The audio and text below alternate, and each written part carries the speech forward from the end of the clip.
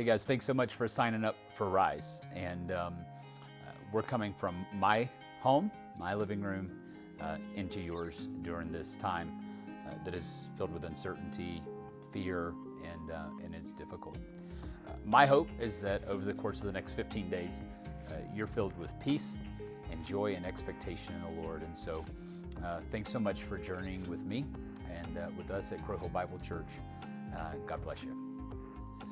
I bet you said things like this: we'll go outside unless it rains. Or, I'll come over unless I can't get a babysitter. I'll be there on time unless my plane is delayed.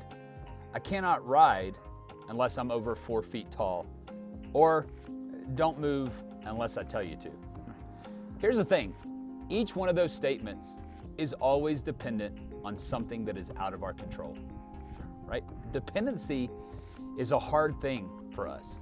We have a hard time being dependent on other things, on other people. And it's oftentimes comes up even with the Lord. Even if we've been following Jesus for years, or if we're just starting our journey with Him, dependency on Him is difficult because, after all, He's invisible, right?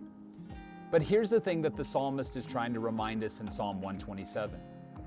If it wasn't for the Lord, the nation of Israel would not have survived. If it wasn't for the Lord, the nation of Israel wouldn't see blessing. And I bet we could even look back at times in our life where we could say, if it wasn't for the Lord, or unless the Lord showed up, I would have been in a bad place. The thing as we're journeying through Psalm 127 is that I hope that we can know that we can be dependent on the Lord.